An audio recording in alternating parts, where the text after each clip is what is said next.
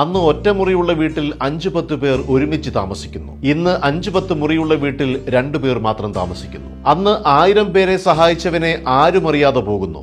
ഇന്ന് ഒരാളെ സഹായിച്ചവനെ 1000 പേരറിയുന്നു. അന്ന് അരച്ചാൺ വയറിനു വേണ്ടി നമ്മൾ കിലോമീറ്ററുകളോളം പോയി ജോലി ചെയ്യുന്നു.